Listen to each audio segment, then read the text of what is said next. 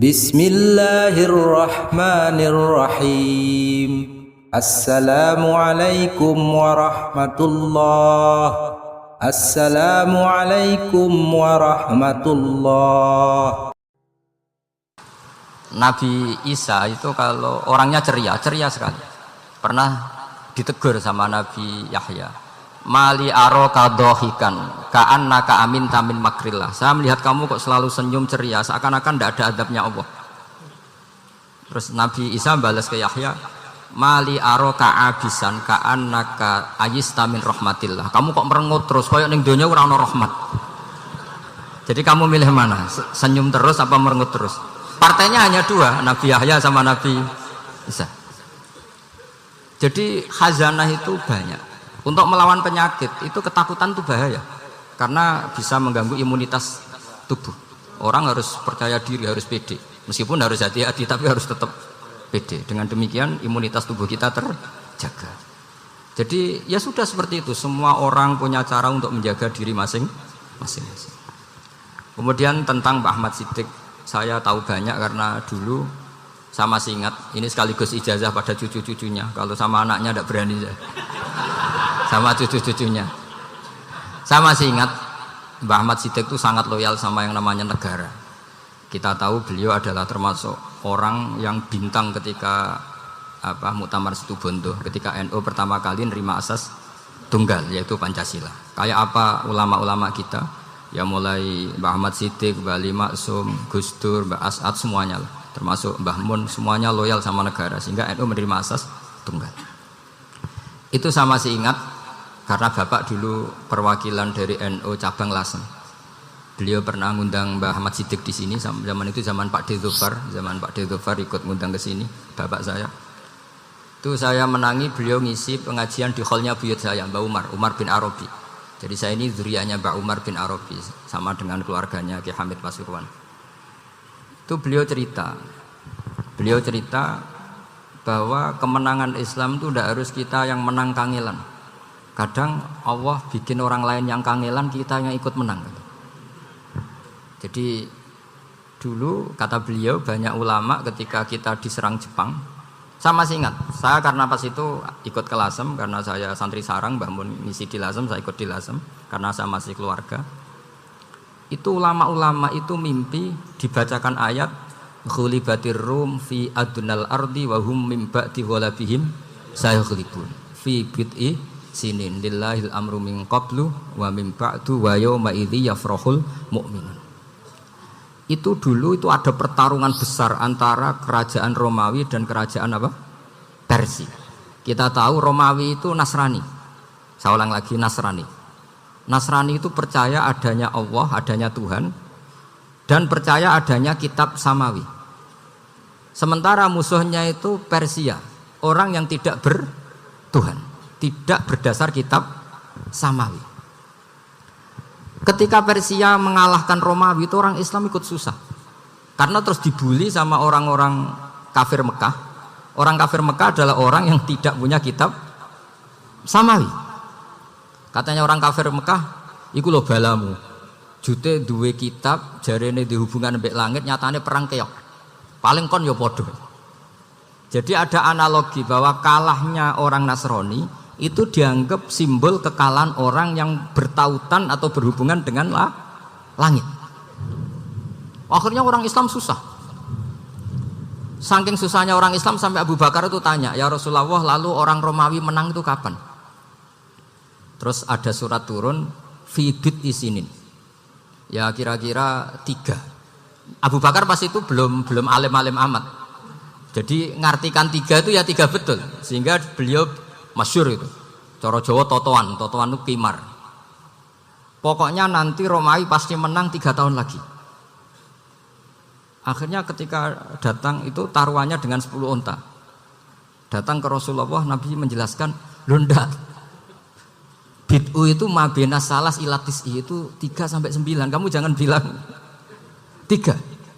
Ya sudah, taruhannya ditambah sampai 100 unta. Tapi pembuktiannya enggak 3 tahun, tapi nunggu 9 tahun. Sama jangan tanya, berarti dulu pernah taruhan halal. zaman sebelum ngaji saya sampean sudah sering taruhan, jadi jangan nyalahkan saya. Nanti itu ada ilmunya, namanya nasah apa? Mansukh. Dan taruhannya Abu Bakar tidak kayak sampean. Taruhan yang sangat-sangat demi Islam, bukan demi hadun nafsi. Betul. Ketika tahun ke-7 orang Islam itu menang. Gila ya, tahun 9 itu umat Islam menang. Menangnya umat Islam mengalahkan musyrik Mekah itu di Badar. Romawi mengalahkan apa? Persia. Gara-gara Romawi mengalahkan Persia itu cara berpikir orang itu rubah. Ternyata langit itu ada, kekuatan langit itu ada. Sehingga meskipun akhirnya orang Kristen bilang ada Trinitas, terus mereka keliru dalam mengartikan Isa, tapi ada sekian nabi yang mereka sebut dan mereka hormati. Ada sekian kesamaan. Sehingga dalam Islam, saya ulang lagi, dalam Islam, andai kan disuruh milih orang komunis sama orang Nasrani, Islam tentu sama-sama kerjasama, milih sama yang Nasrani, karena ini ahli kitab, kerjasama loh, bukan milih menjadi Nasrani. Nanti kalian salah paham, senangannya terus bully, itu semangatnya pasti hasad. Nah, terus lalu relevansinya dengan Indonesia gimana? Wa yauma idzi yafrahul mu'minun, ketika orang Romawi yang punya kitab samawi mengalahkan Persia yang tidak punya kitab samawi, itu orang Islam ikut bunga, ikut gembira. Itu semua kiai banyak yang mimpi seperti itu. Ini cerita Pak Ahmad Siddiq. Saya dengarin ini.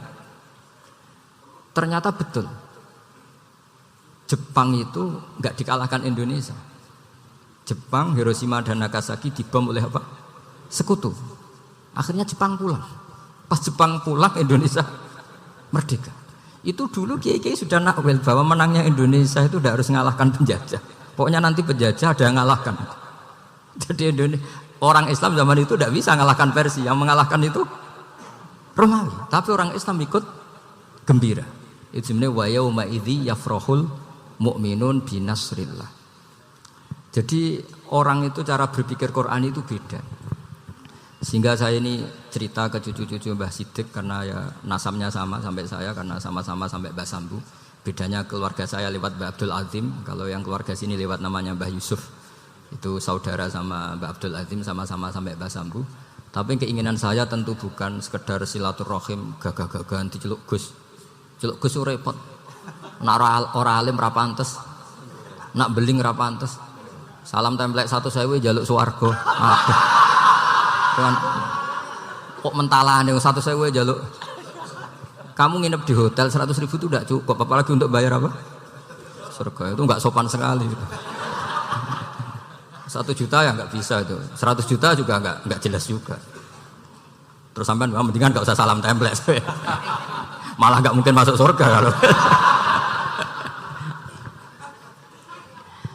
Jadi dulu yang namanya zuriyah, sampean tenang saja, nasab sampean nggak kalah dengan kita, karena nanti setelah di kuburan itu gus-gus itu nggak penting. Semua kalau ditanya bapak kamu siapa, jawabannya siapa? Nabi Ibrahim. Sudah parmin parlan hilang semua, sudah aman pokoknya nanti, karena kalau nanti ditanya malaikat, bapak kamu siapa? Jawabnya Nabi siapa? Ibrahim. Makanya saya itu pemuja Allah yang serius. Sama ya pemuja Allah, tapi kan kadang kurang alim.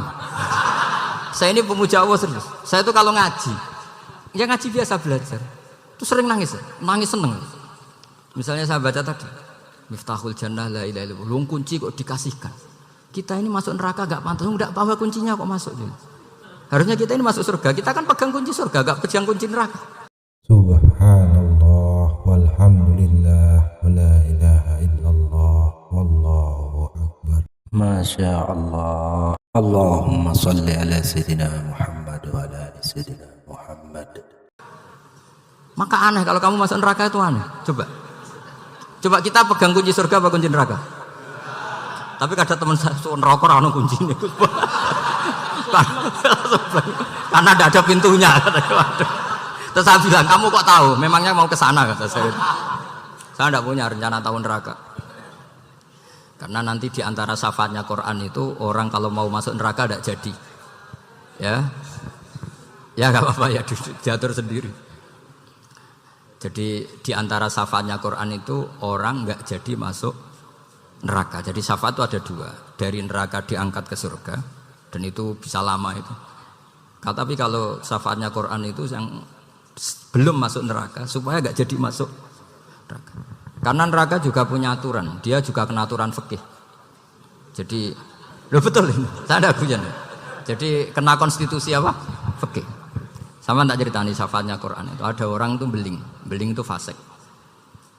Itu dia hafal surat Tabarok, hafal betul. Tabarakalladzi biyadihil mulku wa huwa ala kulli syai'in qadir alladzi khalaqal mauta wal hayata. Pertanyaannya gini, boleh enggak orang menginjek surat Baqarah? Boleh enggak? Enggak. Padahal orang hafal Quran itu artinya ayat itu ada di hatinya. Fa inna wa ta'ala la yu'adzibu qalban wa al-Qur'ana. Allah tidak akan menyiksa hati yang menyimpan Quran, yang jadi flash disknya Quran, yang jadi rekaman Quran. Singkat cerita orang ini hafal. Pas ketemu Mungkar Nakir prosedur kan, ini orang fasik mau diantemin sama Mungkar Nakir. Prosedur ya, dia kan prosedur standar. Si surat Tabarok akhirnya menjelma jadi seseorang yang gagah berani.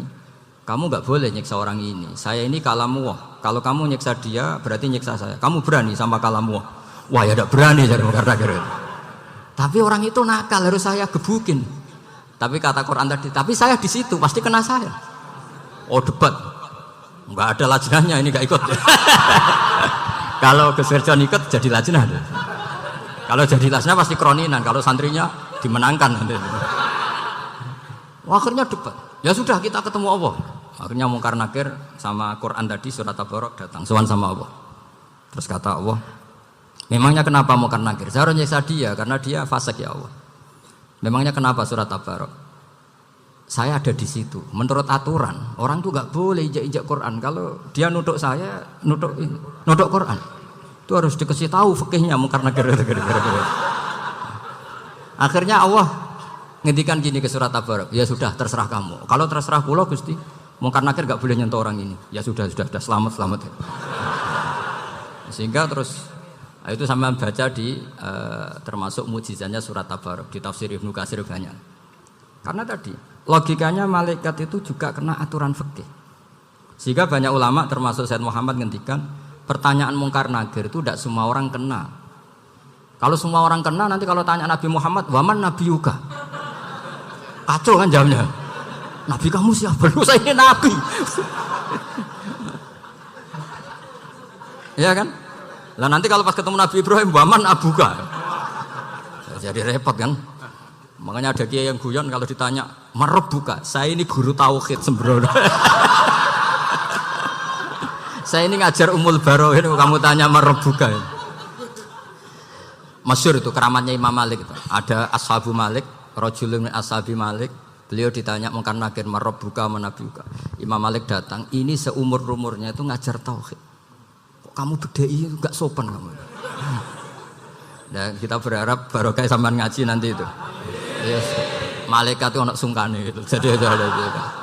Dan saya meskipun guyon itu serius. Bedanya orang alim sama ndak itu di situ.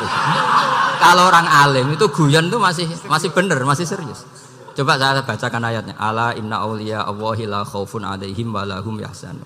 Terus lahumul busyra fil hayatid dunya fil akhirah. Artinya kalau Mungkar Nakir dengan penampilan garang gitu, berarti ada ketakutan apa enggak?